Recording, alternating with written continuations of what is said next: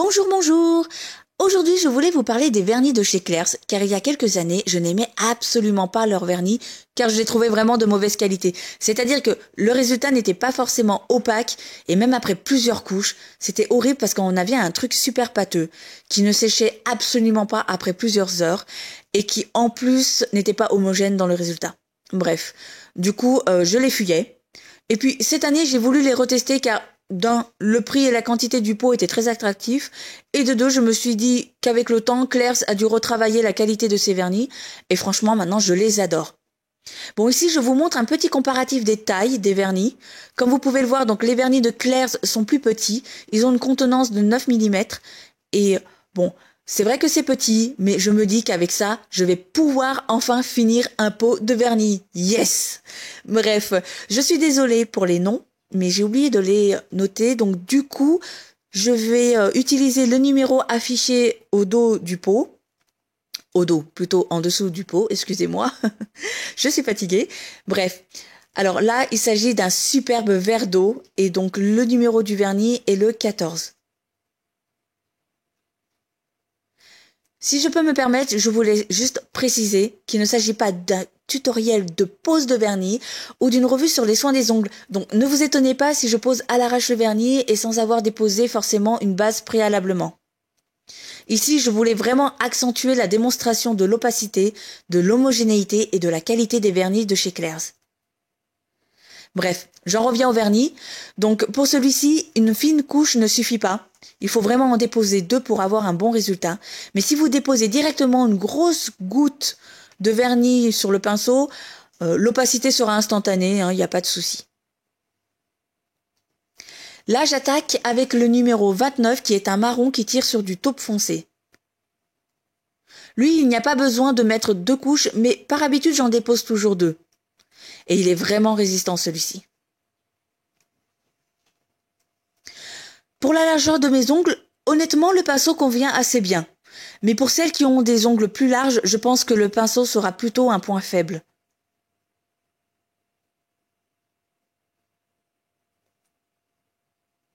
Le séchage des vernis est plutôt rapide et la tenue des vernis est satisfaisante.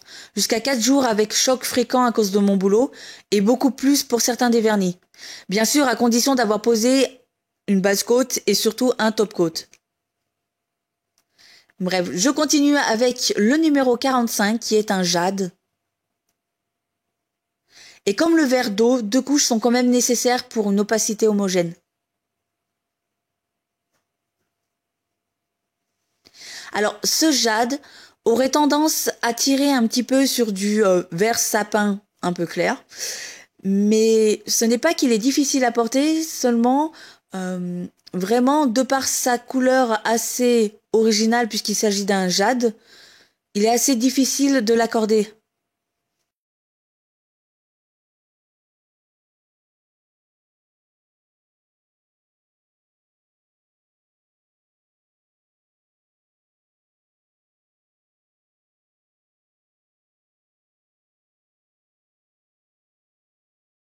Et voici le résultat après 2 couches.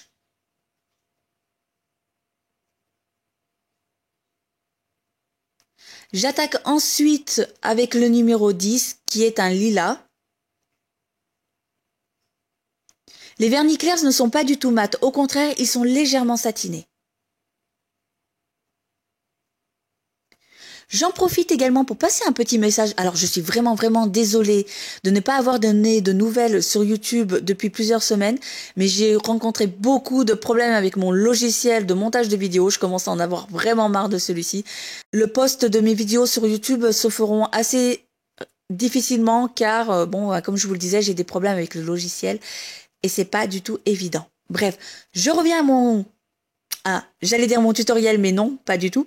Je reviens à ma petite revue sur les vernis Claire's. Donc là, j'attaque ensuite avec les premiers vernis qui m'ont fait changer d'avis sur l'enseigne. Donc il s'agit des vernis avec grosses paillettes en forme d'hexagone. Le numéro 34 ne comporte que des paillettes rouges. Par contre, il faut vraiment secouer avant utilisation pour que les paillettes soient bien réparties.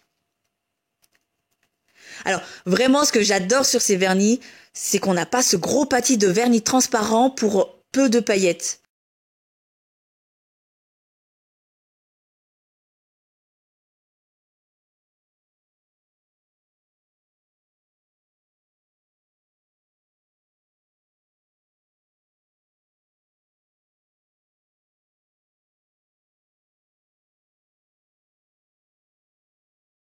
Pour l'application, je tapote le pinceau sur l'ongle pour une meilleure pose et surtout pour mieux cibler là où vous voulez en mettre. Après, on a le 30 qui est composé de paillettes roses et vertes pâles et franchement, je l'adore, c'est vraiment mon préféré. J'ai eu un gros coup de cœur avec ce vernis pailleté. D'ailleurs, ça a été mon premier achat et du coup, comme j'étais très satisfaite, j'ai enchaîné. Celui-ci, il est assez marrant parce que vous avez plusieurs formats. Enfin, quand je dis plusieurs, vous avez 2 formats. Des grosses paillettes en forme d'hexagone et après les micro-paillettes. Ensuite, il y a le numéro 19 avec des paillettes violettes claires et bleu foncé. Lui aussi, je le trouvais très original et je l'aime beaucoup. Bon, il va sans dire que vous devez associer chaque vernis pailleté avec une couleur de base plus adaptée.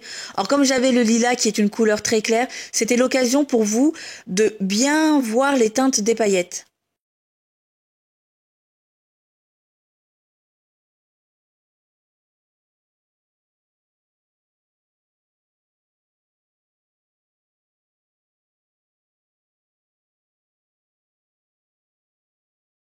Je continue ma lancée avec les vernis à micro-paillettes.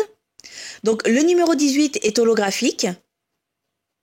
Ensuite, vous avez le numéro 4 qui est un doré. Rien de plus simple. Et enfin, je termine avec le numéro 21 qui a plusieurs reflets. Donc vous avez du violet, du marron et du doré et lui, je l'adore. Et vous pouvez même l'utiliser seul d'ailleurs.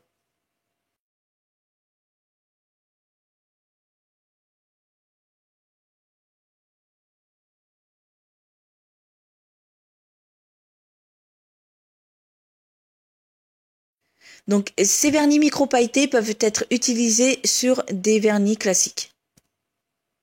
Et enfin, pour terminer, le top coat. Bon, alors lui, il est super sympa, hein, y a pas de souci. Mais honnêtement, je préfère le top coat Quick Dry de Peggy Sage. Et voici pour la revue de ces vernis. Donc, ils sont à 2,95 € le vernis et 3,99 € les vernis avec grosses paillettes. Je vous remercie beaucoup d'avoir suivi ce tutoriel. Je vous embrasse très très fort. Bisous à tous et bye bye.